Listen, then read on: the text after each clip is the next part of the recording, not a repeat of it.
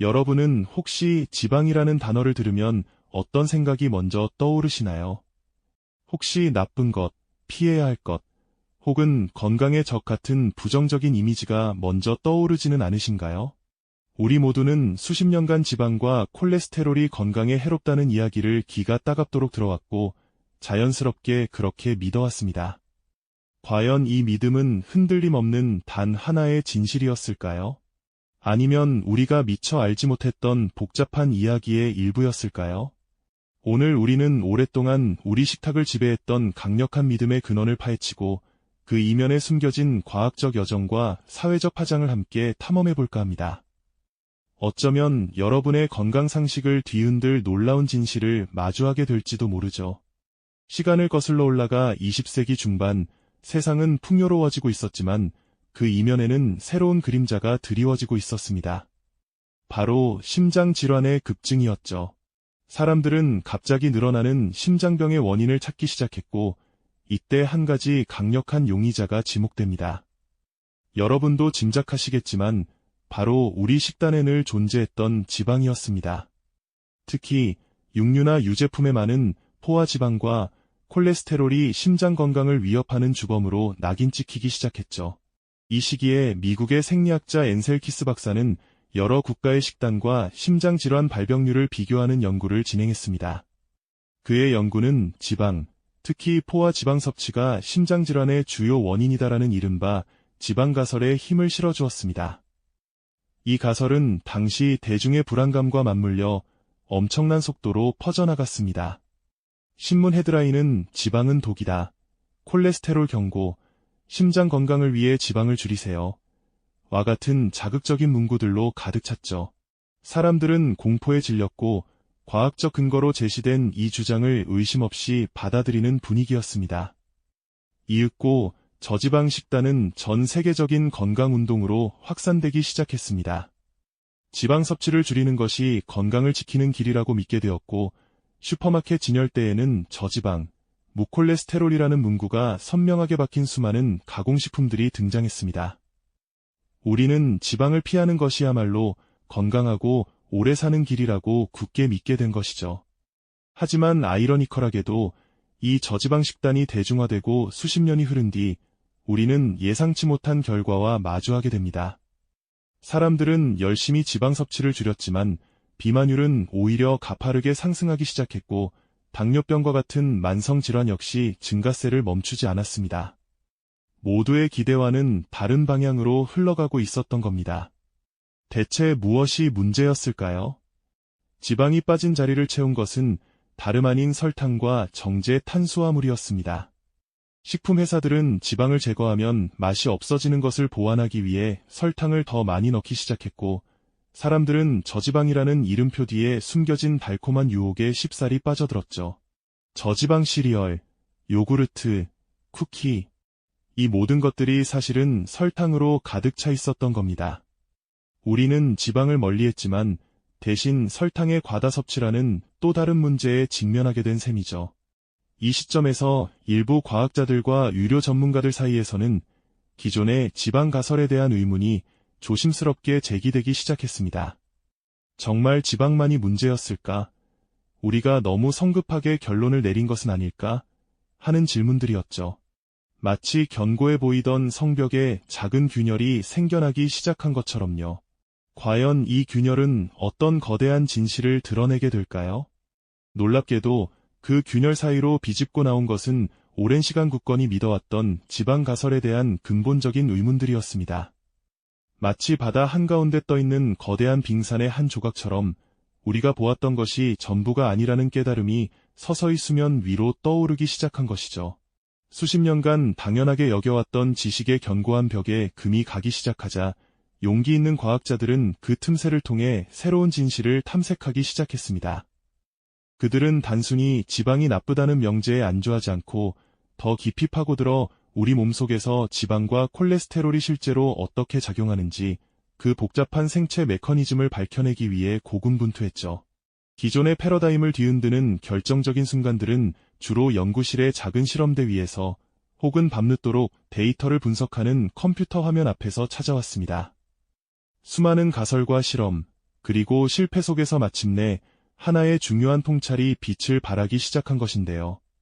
바로 모든 콜레스테롤이 똑같이 위험한 것이 아니다라는 사실이었죠. 우리는 HDL, 즉 고밀도 지단백이라는 콜레스테롤이 동맥벽에 쌓인 지방을 간으로 다시 운반하여 제거하는 우리 몸에 이로운 역할을 한다는 것을 알게 되었습니다. 반대로 LDL, 저밀도 지단백은 동맥벽에 침착되어 문제를 일으킬 수 있는 나쁜 콜레스테롤로 분류되었고요. 이 두 가지 콜레스테롤의 역할이 명확히 구분되면서 단순히 콜레스테롤 수치만 높다고 해서 무조건 나쁘다고 단정할 수 없다는 인식이 자리 잡기 시작한 겁니다. 마치 경찰과 도둑을 한데 묶어 위험한 사람이라고 부르던 것에서 이제는 각자의 역할을 정확히 이해하게 된 것과 같다고 할 수 있겠죠. 이러한 발견은 지방 자체에 대한 우리의 이해도 완전히 바꾸어 놓았습니다. 과거에는 포화지방이든 불포화지방이든 가리지 않고 일괄적으로 피해야 할 대상으로 여겨졌지만 이제는 지방의 종류가 훨씬 중요하다는 사실이 밝혀졌습니다. 올리브유나 아보카도 같은 식품의 풍부한 단일 불포화 지방, 그리고 등 푸른 생선의 많은 오메가-3 같은 다중 불포화 지방은 심혈관 건강에 긍정적인 영향을 미친다는 연구 결과들이 쏟아져 나오기 시작했습니다. 이들은 염증을 줄이고 혈관 기능을 개선하며 심지어 좋은 콜레스테롤 수치를 높이는 데 도움을 준다는 것이었죠. 반면 육류나 유제품에 주로 포함된 포화지방도 무조건 해로운 것이 아니라 섭취량과 함께 어떤 다른 영양소와 함께 섭취되는지가 중요하다는 더 미묘한 관점이 제시되기 시작했습니다. 이는 지방을 단 하나의 획일적인 악당으로 보던 시각에서 벗어나 각기 다른 특성을 지닌 다양한 영양소로 이해하게 된 중요한 전환점이었습니다. 하지만 여기서 끝이 아니었습니다. 지방과 콜레스테롤에 대한 인식이 바뀌는 동시에 또 다른 식단 요소가 건강을 위협하는 주범으로 떠오르기 시작했으니 바로 설탕과 정제 탄수화물이었습니다.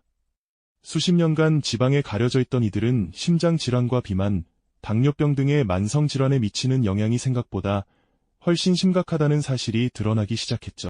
설탕과 정제된 곡물들은 우리 몸속에서 빠르게 포도당으로 전환되어 혈당을 급격히 올리고 이는 인슐린 저항성을 유발하며 염증 반응을 촉진한다는 복잡한 대사 과정을 통해 밝혀졌습니다.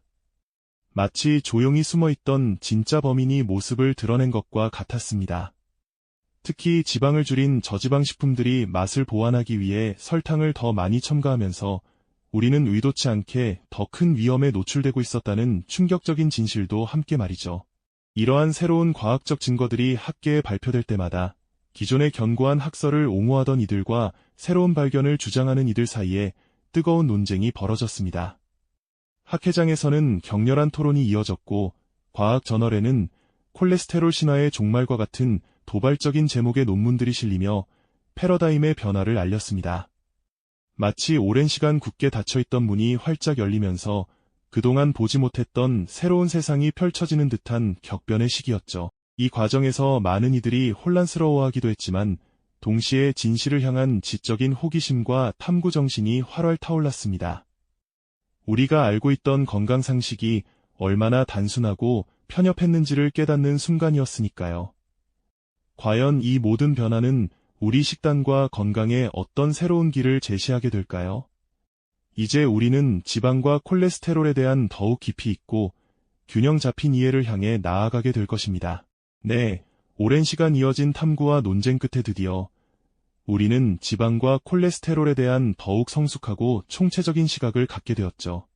과거에는 지방이라는 단어 그 자체가 마치 모든 질병의 근원인 양 여겨졌지만 이제는 모든 지방이 다 같은 것은 아니라는 사실을 명확히 이해하게 되었습니다.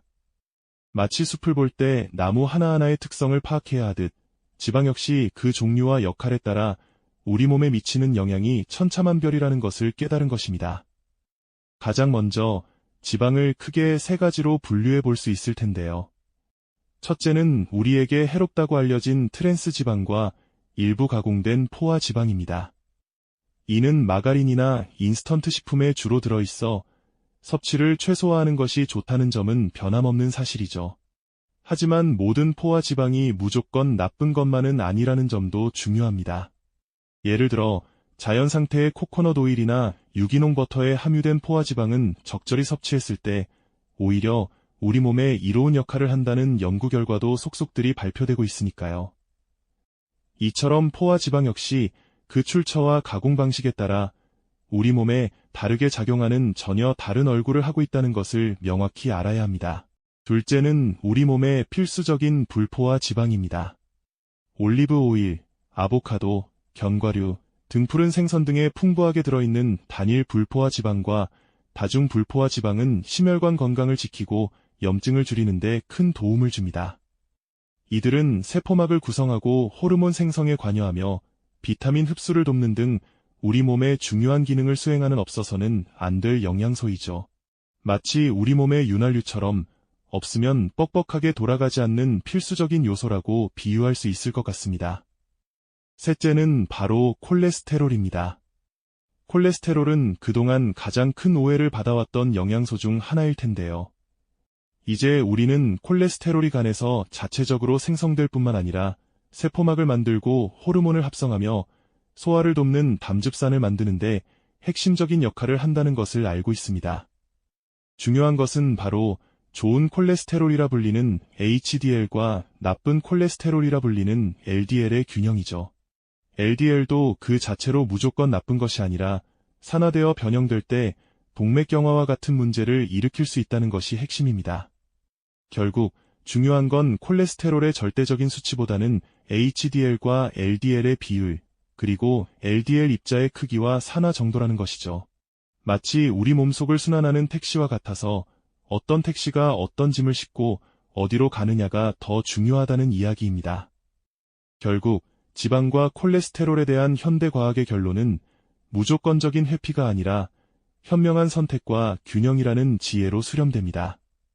가공식품에 들어있는 트랜스 지방이나 과도한 설탕은 피하고 자연 상태의 건강한 지방을 충분히 섭취하며 신선한 채소와 과일, 통곡물 위주의 식단을 구성하는 것이 핵심이라는 점이죠. 마치 잘 짜인 오케스트라가 아름다운 선율을 만들어내듯 우리 몸속의 모든 영양소가 제 역할을 할 때 비로소 가장 조화롭고 건강한 상태를 유지할 수 있는 것입니다. 단순히 저지방이라는 표시에 현혹되기보다는 그 식품이 어떤 재료로 어떻게 만들어졌는지 꼼꼼히 살피는 지혜가 필요한 시대입니다.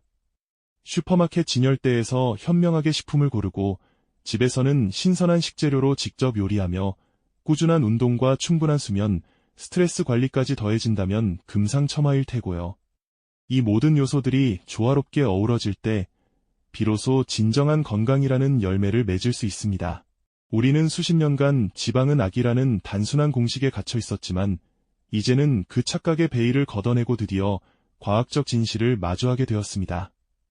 이 과정에서 우리는 맹목적인 믿음이 얼마나 위험할 수 있는지, 그리고 비판적인 사고와 꾸준한 탐구가 건강 상식을 이해하는데 얼마나 중요한지를 뼈저리게 깨달았죠. 넘쳐나는 건강 정보 속에서 길을 잃지 않고 나 자신을 위한 진짜 건강 비밀을 찾아가는 여정은 바로 이러한 균형 잡힌 이해에서 시작될 것입니다. 오늘날에도 여전히 수많은 건강 정보들이 홍수처럼 쏟아져 나오고 있습니다. 때로는 상반되는 주장들 때문에 혼란스럽기도 하죠. 하지만 우리는 과거 지방과 콜레스테롤에 대한 오해를 통해 중요한 교훈을 얻었습니다. 어떤 정보든 맹목적으로 받아들이기보다는 과학적 근거를 바탕으로 비판적으로 사고하고 꾸준히 학습하는 태도가 건강한 삶을 위한 가장 강력한 무기라는 것을 말입니다. 다음 시간에는 또 다른 건강 상식의 이면을 파헤쳐보며 우리가 미처 알지 못했던 진실들을 함께 탐구하는 시간을 가져보도록 하겠습니다. 이 영상이 도움이 되셨다면 좋아요와 구독 부탁드립니다. 여러분의 응원이 제게 큰 힘이 됩니다. 다음 영상에서도 더 유용한 정보를 공유하겠습니다. 감사합니다.